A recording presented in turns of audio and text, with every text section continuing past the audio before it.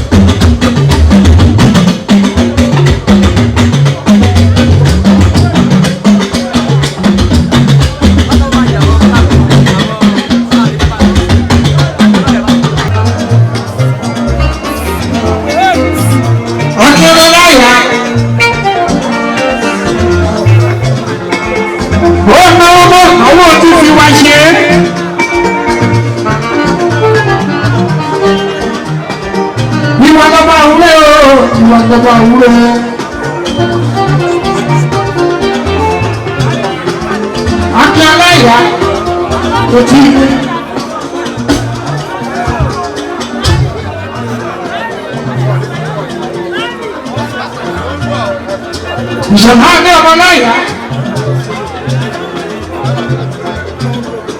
ọ̀pá ọ̀páyọ̀mí akínyẹmí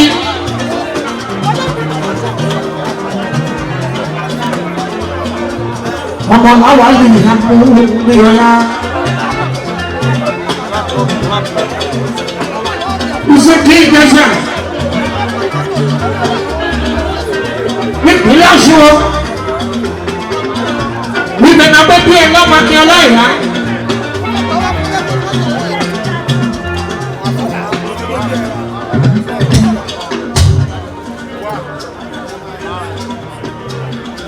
Ọmọ àrìtẹ́ni àrìtẹ́ni màmá ẹ̀. Wọ́n bá ń pọ̀ ẹ́. Wọ́n sọ fún gbogbo pẹ̀lú. Mo ní ìdílé ń tẹ́ ìdí oríṣi ọpọlọ ń dání pẹ́kọ̀pẹ́kọ̀ wọn lọ́lọ́wọ́ bá lọ́wọ́ wọ́n ṣe pẹ́kọ̀ pọ̀ lákẹ́jì máa ṣe tiẹ̀ lọ.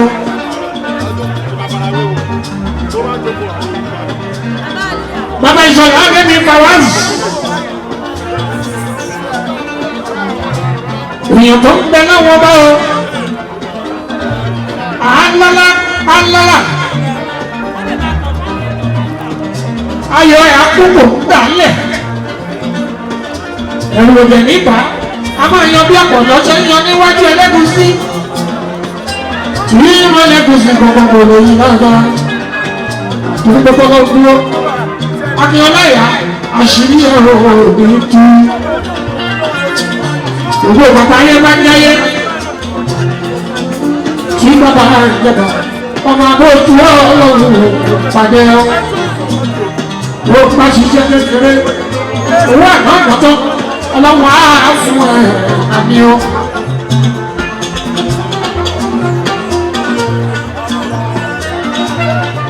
Ó ṣọjọ́ ìlú lẹ́nìí òyìnbó sọ́jọ́ ẹkú wọ́n máa kájú ayọ̀ lójoojúmọ́ ó ní kájú ìbànújẹ́ lálẹ́ ẹlẹ́dùn wa rẹ̀ lọ́wọ́ ọlọ́run ọba òní sunkún lórí ọmọ. Àwọn akọ́kọ́ àwọn máa ń sọ fún wọn àbúrò.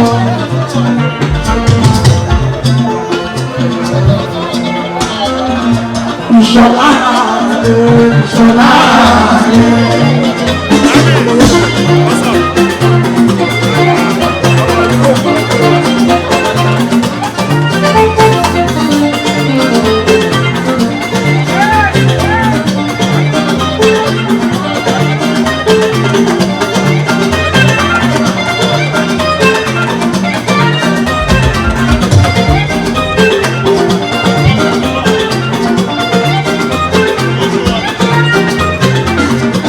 ìṣọ̀lá mi ìṣọ̀lá mi.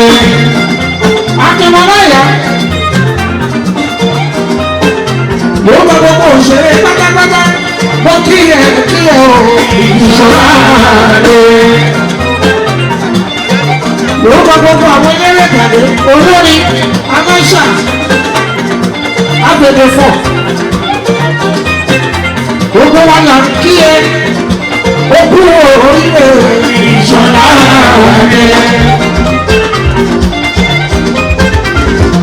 Ògbògbò okú lẹ́nu okú lẹ́yìn ọ̀rẹ́ jẹ́ okú lọ́gbọ̀dọ̀ ọ̀rọ̀ àpọ̀ ògbògbò ọ̀fíìsì tó sì wọ́n ṣe bí kúlúkúlọ́kú kúlọ́dọ̀ ọba tó kúrò tó jẹun lọ́gbọ̀ àkàìṣọ́wọ̀. Gbogbo bá mi wọjà tí ọ̀pọ̀ lọ́jọ́ sí ọmọ aláyé lọ́jọ́ fún òun ló ń pè ní ẹbí yìí o.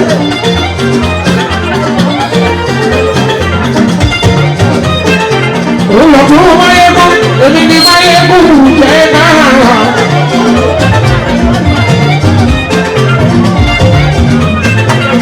Omi bá wù kí ẹ ìṣọ̀lá mi. Akínláyà ní sẹ́kọ̀tìrì omi bá wù kí ẹ ìṣọ̀lá mi. Olórí bàbá ọmọ ọgbọ́dọ̀ nígbà ọmọ fẹ́tìrì àgbèjàní omi kí ẹ ìṣọ̀lá mi. Fáṣádù ọjọ́ ìṣàjẹ́ ní ìyẹ̀ ìṣọ̀lá mi. Méjì òkú wọ́lá ó ní ìyẹ̀ ìṣọ̀lá mi. Àtàwọn tí ò sí bí wọ́n jẹ́ bàlẹ́fà nínú iṣẹ́ àgbègbè fọ̀ gbogbo wọn ní ìyẹ̀ ìṣọ̀lá mi. Olóyè Adéọdún ọmọ Kákáwá.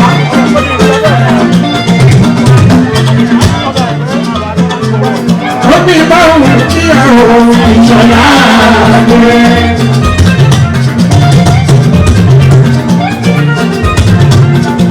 Àlẹ́sì ní wọ́n ní omi rẹ̀ balẹ̀. Omi báwo kí àwọn ìṣọ̀lá mi. Ọmọ ìyá Òṣogbo Afọlábí mọ́mì. Omi báwo kí àwọn ìṣọ̀lá mi.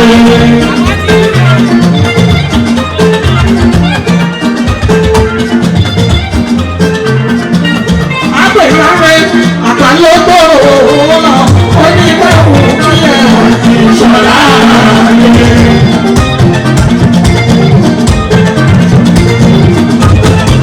Amílù gbogbo àwọ̀yọ̀ onígbàwò kílẹ̀ ìṣọ̀lá mi. Sọ̀mí àmì onígbàwò kílẹ̀ ìṣọ̀lá mi. Lọ́yọ̀sí Adésanya ó ní báwo kí ẹ ìṣọ̀lá mi.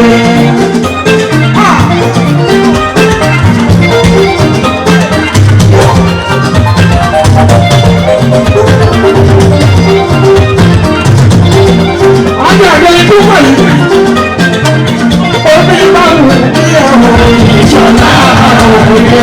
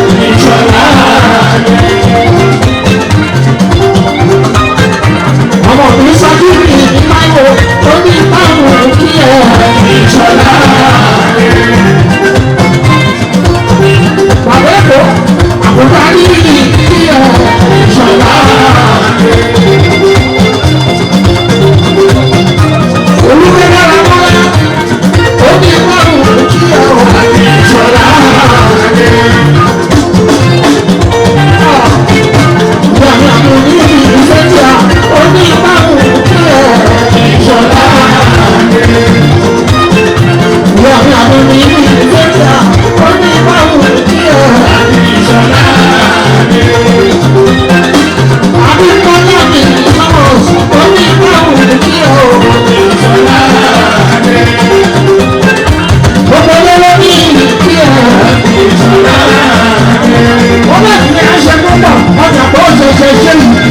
Wọ́n bá bá gbé wọ́n bá kó wọ́n bá bí wọ́n kó fún wọn dáadáa. Àpapọ̀ owó ẹ̀rọ ìṣọ̀lá rẹ̀.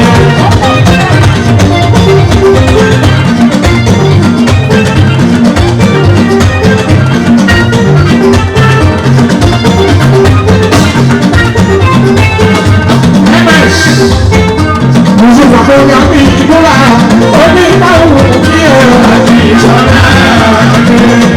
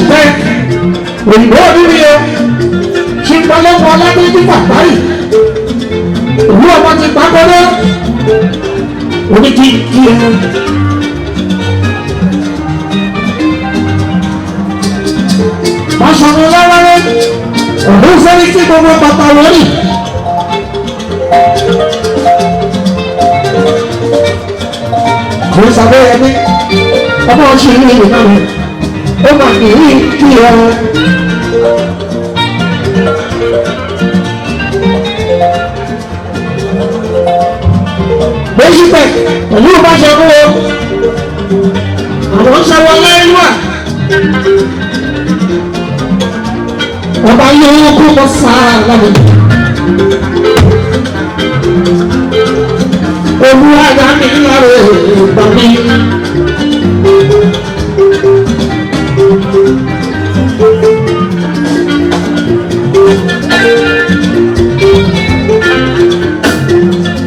Olúwadá bá mi.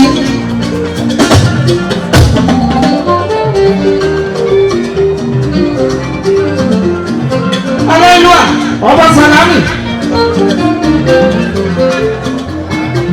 Èèyàn bá ní bàbá lẹ́yìn ọkọ̀ ìpalẹ̀ alábàgbé àti àpẹẹrẹ orí àmì o.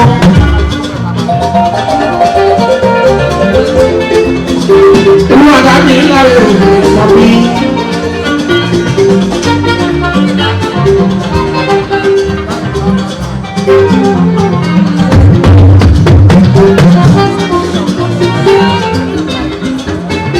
Àdìgbòlá.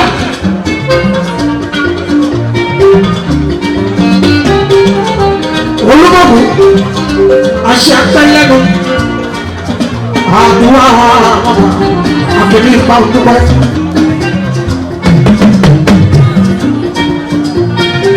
Nítorí ọba àti nítorí ọba àti nítorí ọba èmi ṣe kánú. Èèyàn tó bá lọ́wọ́ ṣe báàbí yìí.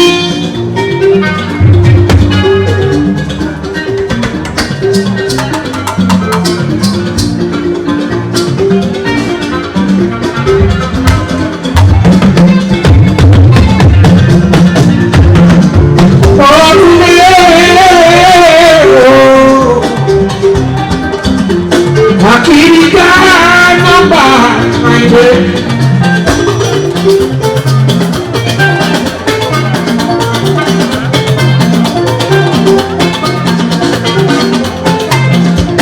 Please subscribe to Face TV Africa and turn the notification on. Face TV Africa, ẹ jọ̀ọ́ ẹ subscribe hete. Face TV was